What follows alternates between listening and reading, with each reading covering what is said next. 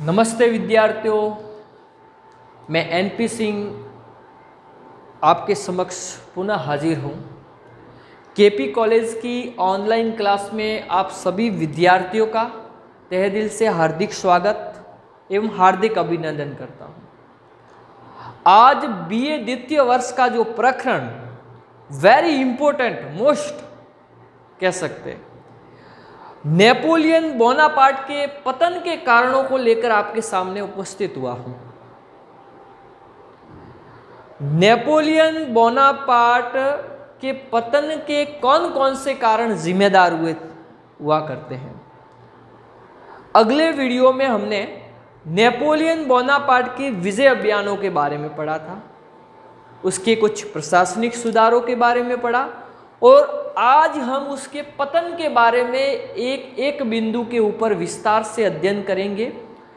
अंतिम समय तक आप इस वीडियो में मेरे साथ बने रहे, अंतिम समय तक। कुछ लोग थे जो वक्त के सांसों में ढह गए, अरे कुछ लोग थे जो वक्त के सांसों में ढह गए, अरे कुछ लोग थे जो वक्त के सांसें भी बदल गए, अरे कुछ लोग थे जो वक्त के सांसें भी बदल गए। अरे उन लोगों का क्या कर लोगे, अरे उन लोगों का क्या कर लोगे जो वक्त से आगे निकल गए, अरे उन लोगों का क्या कर लोगे जो वक्त से आगे निकल गए। चलो नेपोलियन बोनापार्ट के पतन के कारण, चलो पहला पतन का कारण था अत्यंत महत्वाकांक्षी शासक, दोषपूर्ण सैनिक व्यवस्था। सेना थी, उसमें कुछ दोष ऐसे थे जिसके कारण उसका पतन हो गया। थकान,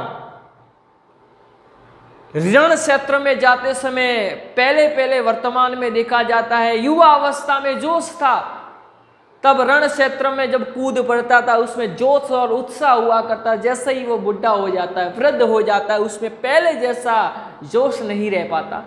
थकान भी उसके पतन का कारण बन जाया करती है। नेपोलियन बोनापार्ट की शारीरिक दुर्बलता, उसके चरित्र में कुछ दुर्बलता थी। ये वीर था, धैर्यवान भी था, साहसी भी शासक था, सब कुछ होने के बाद भी कुछ शारीरिक दुर्बलता उसमें विद्यमान थी। ये उसके पतन का कारण हो जाया करती है। अपन बिंदु पर बात करेंगे तब तक। पोप के साथ अपमानजनक व्यवहार। देखो, फ्रांस की क्रांति होने से पहले, पुनः जागरण होने से पहले पोप का बाहुबल हुआ करता था। पोप पादरियों का बाहुबल था, सामंत लोगों का बाहुबल था, राजा उनके अधीन हुआ करता था। पोप जिसको चाहे उसको राजा बनाता था। लेकिन इसके बाद में पोप के साथ अपमानजनक व्यवहार किया गया। क्या किया गया? अपमानजनक व्यवहार किया गया। ये भी उसके पतन का एक दिन कारण हुआ करता है। एक एक बिंदु पर ध्यान देंगे। नेपोलियन की साम्राज्यवादी नीति, उसने जो नीति अपनाई, साम्राज्यवादी नीति अपनाई, साम्राज्यवादी नीति थी वो असीम थी। अगर वो थोड़ी सी साम्राज्यवादी नीति से संतुष्ट हो पाता तो ठीक था, लेकिन साम्राज्यवादी नीति अपनाते समय अपने परिवार के सदस्यों को ही, लोगों को ही साम्राज्य में रखा, आसपास के लोगों पर, दूसरों को नहीं रखा, उसको सामंतवाद बना के रख दिया गया। और यही परिवार के लोग एक दिन उसके विरुद्ध में खड़े हो जाया करते हैं। नेपोलियन बोनापार्ट ये पतन का कारण हो जाया करता। कुटुंब के स्वार्थ से बंधे रहना। नेपोलियन बोनापार्ट अपने कुटुंब के, परिवार के साथ हमेशा बंधा रहा, हमेशा प्रतिबंध में रहा, पराधीन रहा। यही उसके पतन का कारण हो जाया करता। सैन्य दुर्बलता, सेना थी, उसमें कुछ ऐसे दुर्बलता थी, कुछ ऐसे दुर्बल सैन्य व्यवस्था थी जिसके कारण एक दिन उसको पतन के गर्त के अंतर्गत जाना पड़ता है हमारे नेपोलियन को। दुर्बल नौसेना, नौसेना यानी जहाज सेना, और नौसेना उसके पास दुर्बल थी। सेना थी, इतनी मजबूत नहीं थी जितनी इंग्लैंड के पास में थी, और यही नौसेना दुर्बल होने के कारण उसको पतन की गर्त के अंतर्गत जाना पड़ा। नेपोलियन बोनापार्ट एक एक बिंदु के ऊपर विस्तार से अध्ययन करेंगे। चलो, अत्यंत महत्वाकांक्षी शासक नेपोलियन बोनापार्ट एक महत्वाकांक्षी शासक था। महत्वाकांक्षी होना एक कोई गलत बात नहीं है, गलत बात नहीं है। हर किसी शासक को महत्वाकांक्षी होना ही चाहिए, हर कोई शासक महत्वाकांक्षी होता है, लेकिन उसकी महत्वाकांक्षा असीम थी। कैसे थी? नेपोलियन बोनापार्ट अत्यधिक महत्वाकांक्षी होने के कारण एक दिन पतन के गर्त के अंतर्गत चला जाता है। नेपोलियन बोनापार्ट 1804 में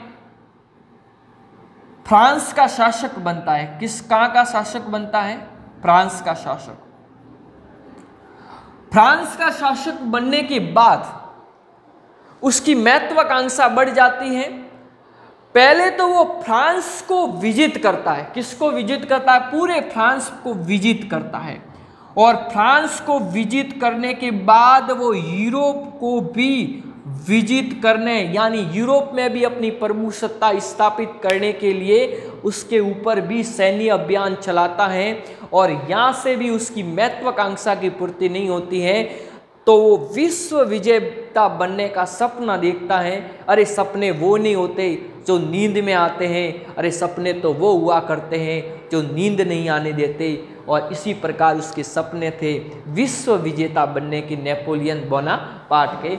उसने संपूर्ण यूरोप पर भी अपना प्रभुत्व स्थापित कर दिया और इसके बाद विश्व विजेता बनने के लिए कई अलग अलग देशों पर अपना आधिपत्य स्थापित करने के कारण अपनी महत्वाकांक्षाएं बढ़ाई। अगर वो फ्रांस पर ही अधिकार करके संतुष्ट हो जाता या यूरोप के कुछ गिने सुने देशों पर अधिकार करके संतुष्ट हो जाता और विश्व विजेता बनने का सपना नहीं देखता, तो आज इतनी बुरी हालत नेपोलियन बोनापार्ट की नहीं होती। नेपोलियन बोनापार्ट इतने पतन के गर्त के अंतर्गत नहीं चला जाता अगर वो फ्रांस की विजय से संतुष्ट हो जाता। तो यही उसकी महत्वाकांक्षा, असीम महत्वाकांक्षा एक दिन इसके साम्राज्य का सर्वनाश करती है। क्या करती है? सर्वनाश। नाश तो करती है, लेकिन नाश भी कैसा? सर्वनाश, पूरा नाश कर दिया उसके साम्राज्य का। किसका? Napoleon Bonaparte. नेपोलियन बोनापार्ट के बारे में हमने पहले अत्यंत महत्वाकांक्षी बिंदु के ऊपर बात कर दी है। 1804 में नेपोलियन बोनापार्ट फ्रांस का सम्राट बनने के बाद वो संपूर्ण फ्रांस पर आधिपत्य स्थापित करने के बाद यूरोप में प्रभुत्व स्थापित करने के सैन्य अभियान चलाता है। बाद में कई देशों पर अपना अभियान चलाता है। अगर वो इतना महत्वाकांक्षी नहीं होता तो उसके लिए एक दिन उसका साम्राज्य हमेशा आबाद रहता और पतन की गर्त के अंतर्गत नहीं चला जाता। अब अगले बिंदु की ओर बढ़ते हैं, आप मेरे साथ बने रहे। चले अगले बिंदु की बात कर रहे हैं। किसकी बात कर रहे हैं? अगले बिंदु की ओर। दोषपूर्ण सैनिक व्यवस्था। सैनिक व्यवस्था तो थी नेपोलियन बोनापार्ट की, लेकिन सैन्य व्यवस्था दोषपूर्ण थी। कैसे दोषपूर्ण थी? नेपोलियन बोनापार्ट की हमेशा इच्छा यही रहती थी कि वो संपूर्ण यूरोप को जीतने के लिए कौन सा अभियान चलाता है? सैन्य अभियान चलाता है। और सैन्य अभियान चलाने के लिए सेना का संगठन मजबूत होना बहुत आवश्यक है। संगठन कैसा होना चाहिए? मजबूत। सैन्य संगठन मजबूत करने के लिए वो सेना को तैयार करता है। और सैन्य संगठन पहले तो उसकी सेना में, नेपोलियन बोनापार्ट की सेना में फ्रांस के सदस्य होते हैं। फ्रांस के सदस्य होते हैं जिसमें देशभक्ति की भावना होती है, राष्ट्रीय भावना विद्यमान होती है। वो अपनी मातृभूमि के लिए त्याग और बलिदान और मर मिटने के लिए हमेशा तैयार रहते हैं। ऐसे लोग थे हमारे फ्रांस के सदस्य। इन फ्रांस के सदस्य वो अपनी इतना उत्साह भरा हुआ था कि एक बार तो मुझे अगर मातृभूमि के लिए मरना पड़े तो मैं मरने के लिए हमेशा तैयार रहूंगा। ऐसे लोग हुआ करते थे। लेकिन बाद में वो सेना में कुछ परिवर्तन करता है। परिवर्तन क्या करता है? सेना में क्या किया उसने? सेना में परिवर्तन करता है, और परिवर्तन करने के बाद वो बाहर से भाड़े के सैनिक मंगवाता है, सैनिक बुलाता है। उसमें राष्ट्रीय भावना और उत्साह, वीर और साहसी ये सैनिक नहीं थे। ये सैनिक तो धन लूटने के लिए, लूटपाट करने के लिए ये सेना में भर्ती हुआ करते थे। उसमें न तो देशभक्ति की भावना थी, न साहसी थे, न ये वीर योद्धा हुआ करते थे। केवल धन लूटना और लूटपाट करना ये उनका काम हुआ करता था। और उसमें देशभक्ति नहीं होने के कारण एक दिन सैन्य शक्ति में दुर्बलता उत्पन्न हुई, सैन्य व्यवस्था अस्त व्यस्त हो गई, और यही सैन्य व्यवस्था आने वाले समय में उसके पतन का कारण हो जाया करती है। ये उसके पतन का कारण हो जाया करती है। नेपोलियन बोनापार्ट को संपूर्ण यूरोप को जीतने के उद्देश्य से एक सैन्य संगठन बनाया, जिसमें प्रारंभ में फ्रांसीसी सैनिक ही थे, जिसमें देशभक्ति की भावना वो साहसी एवं वीर योद्धा हुआ करते थे, अपनी मातृभूमि के लिए मर मिटने के लिए हमेशा तैयार रहते थे। लेकिन बाद में नेपोलियन बोनापार्ट ने अपनी सैन्य व्यवस्था में कुछ परिवर्तन करता है और बाहर से दूसरे देशों से सैनिक मंगवाता है। इन देशों की एक ही लालसा हुआ करती थी, लूटपाट करना और धन को लूटना। उसमें देशभक्ति की भावना और राष्ट्रीय भावना बिल्कुल विद्यमान नहीं होने के कारण एक दिन यह नेपोलियन बोनापार्ट के पतन का कारण हुआ करती है सैन्य व्यवस्था। सैन्य व्यवस्था। चले अगले बिंदु की बात कर रहे हैं अपन, थकान की ओर बढ़ते हैं। कुछ थकान हो गई है तो हमें नहीं हुई, नेपोलियन बोनापार्ट को किस प्रकार थकान होती है। चले नेपोलियन बोनापार्ट की बात कर रहे हैं। नेपोलियन बोनापार्ट संपूर्ण फ्रांस का और उसके अधीन जितने भी अधीनस्थ जितने भी देश थे वो सभी नेपोलियन बोनापार्ट के अधीन थे। किसके? नेपोलियन बोनापार्ट खुद उसका संचालन करता था। क्या करता था? संचालन। किसी दूसरे के ऊपर उसका विश्वास नहीं था। सेना का संचालन भी नेपोलियन बोनापार्ट खुद करता। सेना का संचालन भी नेपोलियन बोनापार्ट खुद करता था। फ्रांस और उसके अधीनस्थ राज्यों के ऊपर भी नियंत्रण नेपोलियन बोनापार्ट खुद करता था।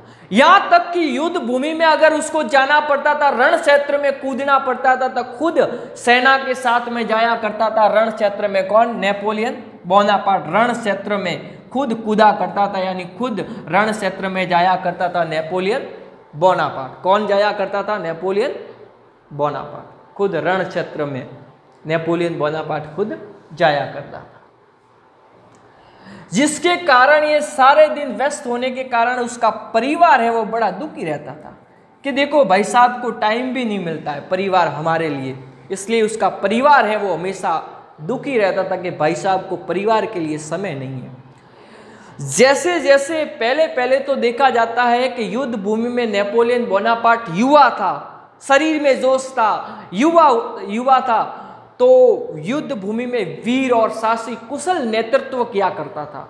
लेकिन जैसे ही बुढ़ा हो गया, वृद्ध हो गया, तो उसकी सोचने की क्षमता बहुत कम हो गई, क्षीण हो गई थी सोचने की क्षमता। योजना भी उसकी त्रुटिपूर्ण हो गई थी। जो योजना बनाता था वो असफल हो जाया करता था। लेकिन बुढ़ा एक वृद्ध होने के कारण थकान जल्दी आ जाती थी, जिसके कारण एक दिन यही थकान नेपोलियन बोनापार्ट के पतन का कारण हो जाया करती है। नेपोलियन बोनापार्ट के पतन का क्या होती है? कारण हो जाया करती है। नेपोलियन बोनापार्ट फ्रांस और उसके अधीनस्थ राज्यों पर खुद अपना शासन किया करता था, सेना का संचालन खुद किया करता था, साथ में युद्ध क्षेत्र में भी रण क्षेत्र में जाया करता था नेपोलियन बोनापार्ट, जिसके कारण उसके परिवार के सदस्य उससे बहुत बड़े दुखी हुआ करते थे। जैसे जैसे वो बुढ़ा हो गया तो उसके सोचने की क्षमता बहुत कम हो गई, इतनी सिन हो गई कि इसके द्वारा इसके बाद जो भी योजना बनाई जाती थी वो योजना असफल हो जाया करती हैं, और यही योजना जब उसके थकान का कारण होती है, और यही थकान एक दिन उसके पतन को गर्त के अंतर्गत उसको ले जाती है। कौन? Napoleon Bonaparte. हम एक एक बिंदु की ऊपर अध्ययन कर रहे हैं, आप मेरे साथ बने रहे और अपनी कॉपी के अंदर उसको जरूर नोट कीजिएगा। बहुत इंपॉर्टेंट प्रश्न है, परीक्षा में आएगा। अगला बिंदु है नेपोलियन की शारीरिक दुर्बलता। नेपोलियन बोनापार्ट वीर था, तभी तो वीर था, तभी तो उसने शासन स्थापित किया। वीर शासी था, धैर्यवान था, धैर्यवान भी था, वीर शासी एवं धैर्यवान शासक था। धर्म से वो अधिक घृणा किया करता था, धार्मिक दुर्बलता उसकी घृणा थी। प्रतिशोध उसका कर्तव्य हुआ करता था, किसी से प्रतिशोध लेना है,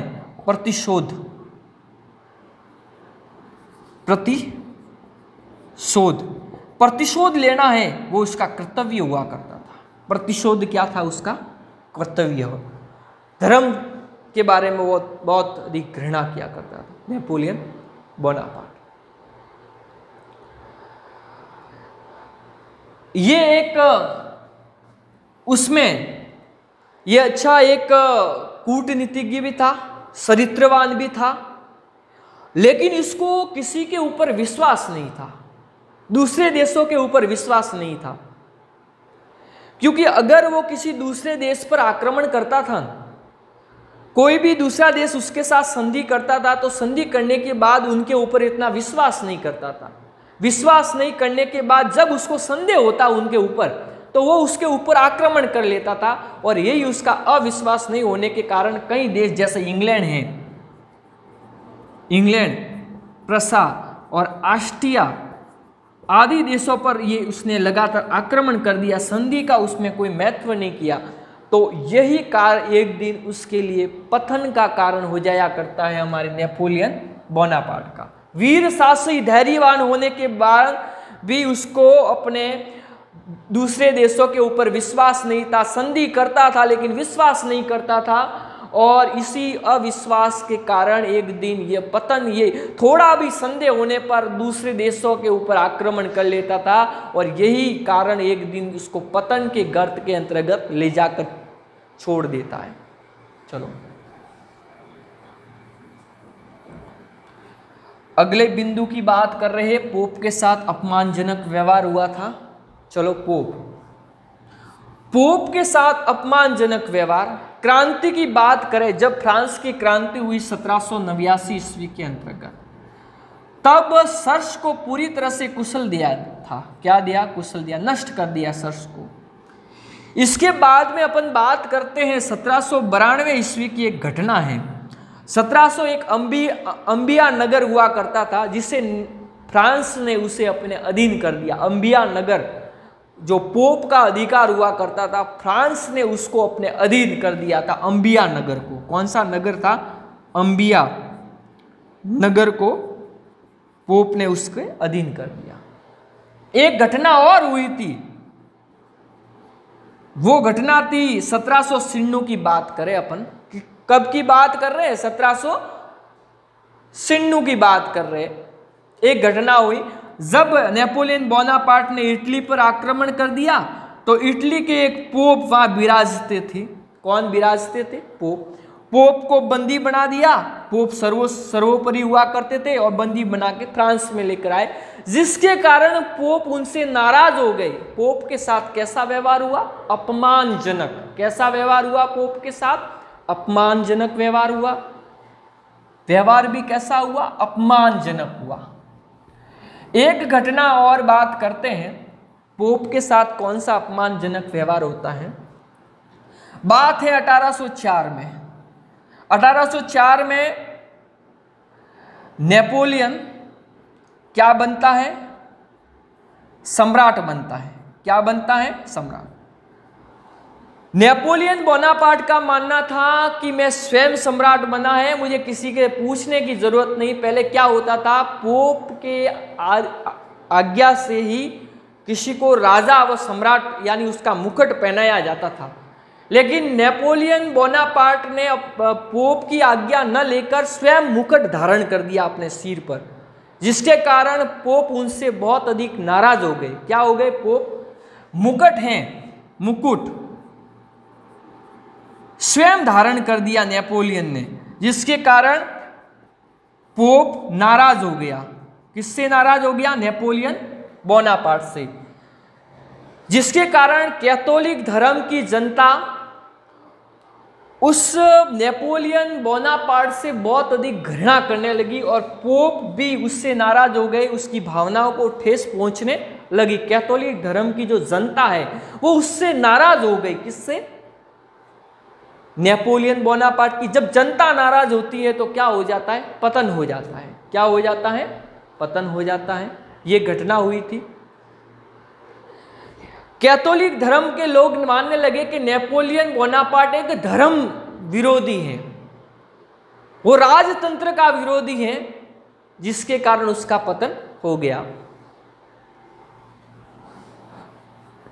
नेपोलियन बोनापार्ट जैसे ही 1792 ईस्वी के अंतर्गत उसने अंबिया नगर जो पोप के अधीन था उसको फ्रांस में मिला दिया। फिर 1796 के अंतर्गत इटली पर आक्रमण करके पोप को बंदी बना दिया, जिसके कारण पोप उससे नाराज हो गए। 1804 में जब वो शासक बना तो उसने अपना मुकुट स्वयं धारण कर दिया, जिसके कारण पोप उससे नाराज हो गए। कैथोलिक धर्म के लोग उससे नाराज हो गए और उन्होंने कहा कि ये धर्म द्रोही है और राजतंत्र का विरोधी है, और यही कारण है इसके पतन का कारण हो जाया करता है। अपन एक एक बिंदु पर बात कर रहे हैं, अंतिम समय तक मेरे साथ बने रहे। नेपोलियन की साम्राज्यवादी नीति, नेपोलियन की नीति कैसी थी? वो है साम्राज्यवादी नीति। नीति तो थी, वो कैसी थी? नीति साम्राज्य। नेपोलियन ने साम्राज्यवादी नीति अपनाई। पहले उसने फ्रांस के आसपास के सभी राज्यों पर अपना आधिपत्य स्थापित कर दिया, फिर यूरोप में भी अपना आधिपत्य स्थापित कर दिया। आधिपत्य स्थापित करने के बाद उसने अपने परिवार के जितने भी सदस्य थे इन राज्यों पर उनको सामंत बना दिया या कुलीन बना दिया, सामंत बना के रख दिया। उन्होंने एक उदाहरण के तौर पर अपन देखें तो एक जर्मनी का जो शासन था उसको उसने अपने बहनों को दे दिया कि आप यहाँ बैठो, आपका शासन रहेगा। फिर इसके बाद हॉलैंड और नेपल्स पर भी अपने परिवार के सदस्यों को बिठा दिया। उत्तरी इटली पर अपनी बहन को बिठा दिया और उसने स्पेन में अपने भाई जोसेफ को बिठा दिया। इन परिवार के सभी सदस्यों को उसने अपने अलग अलग शासन पर यानी साम्राज्य विस्तार करके उसने अपने परिवार के सदस्यों को ही सामंत और कुलीन बनाकर वहाँ का शासन कार्य सौंप दिया, जिसके कारण पब्लिक और जनता अधिक समय तक उसके शासन को सहन नहीं कर सकी, क्योंकि कोई भी जनता है वो अधिक समय तक एक ही शासक के शासन को सहन नहीं कर सकती है, एक दिन वो उसके विरोध में खड़ी हो जाती है। अपन बात कर रहे हैं नेपोलियन के साम्राज्य विस्तार की बात कर रहे हैं। ये उसने जोसेफ को बिठा दिया और नेपोलियन बोनापार्ट की जो साम्राज्यवादी नीति में अपन अगली बात करें तो कुटुंब के जितने भी सदस्य थे सदस्यों को बिठा दिया और सदस्य मनमानी तरीके से शासन करने लगे। और जब ये सदस्य मनमानी तरीके से शासन करने लगे तो जनता को इसके बारे में अच्छा नहीं लगा और जनता ने एक दिन इसका विरोध भी किया था और विरोध करने के बाद ये पतन की गर्त के अंतर्गत चले गए। जोसेफ बना था। जोसेफ को जब शासक बना दिया तो लगभग उस समय बहुत सारे 400 सैनिक मारे गए और ये भी उसके पतन का कारण हो जाया करता है। चलो अपन अगले बिंदु की ओर बढ़ते हैं, एक एक बिंदु पर बात करेंगे। कुटुंब के स्वार्थ पर से बंधे रहना। नेपोलियन हमेशा जब शासक बना तो इटली और अपने कुटुंब के स्वार्थ में हमेशा बंधा रहा, हमेशा उनके नियंत्रण में रहा। कुटुंब हमेशा कुटुंब के नियंत्रण में रहा, बंधा रहा। जैसे ही वो शासक बना तो उनके जितने भी कुटुंब के जो सदस्य हैं इटली में, जैसे कुटुंब के सदस्यों में वो हमेशा क्या रहा, बंधा रहा, और कुटुंब के सदस्यों को ही वहां पर वो रखता था। उसने जोसेफ को रखा स्पेन के अंदर अपने कुटुंब के सदस्य, और यही कुटुंब के सदस्य एक दिन नेपोलियन बोनापार्ट के विरुद्ध में खड़े हो जाते हैं और यही उसके पतन का एक दिन कारण हो जाया करता है। ये कुटुंब के स्वार्थ से बंधे रहना, कुटुंब के स्वार्थ से बंधे रहना।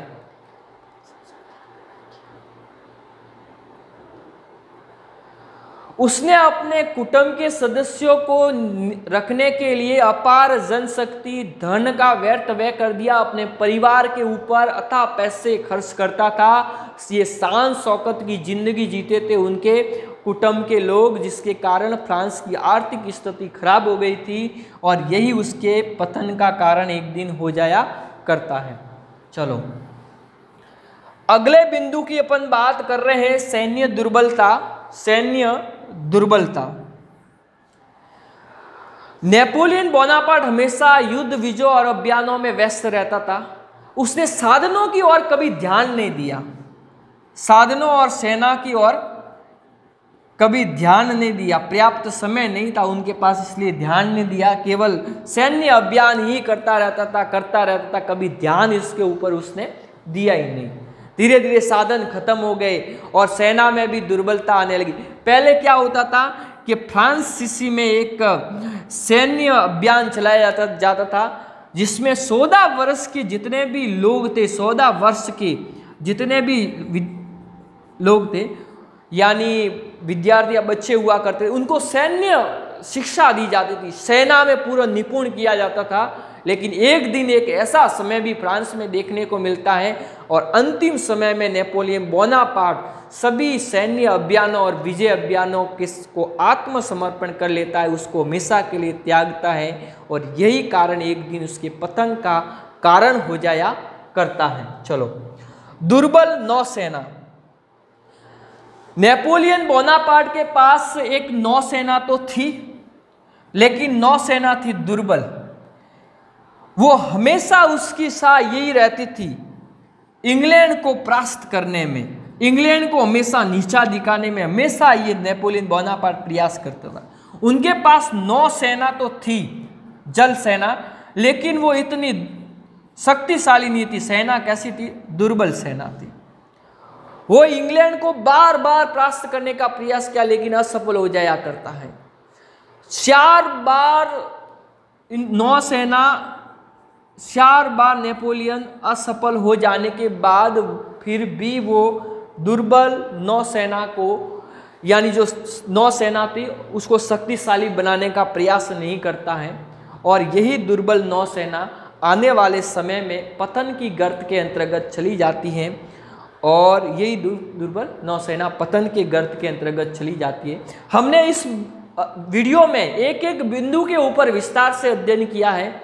आप उसको अच्छी तरीके से इस वीडियो को देखिएगा अंतिम समय तक। देखो अत्यंत महत्वाकांक्षी दोषपूर्ण सैनिक व्यवस्था, थकान, नेपोलियन की शारीरिक दुर्बलता, पोप के साथ अपमानजनक व्यवहार, नेपोलियन की साम्राज्यवादी नीति, कुटुंब के स्वार्थ से बंधे रहना, सैन्य दुर्बलता और दुर्बल नौसेना। इस वीडियो को अच्छी तरह से देखिएगा। इस वीडियो पर मुझे अपनी प्रतिक्रिया जरूर दीजिएगा। अगले वीडियो के साथ हम आपसे पुनः मुलाकात होगी। तब तक के लिए धन्यवाद।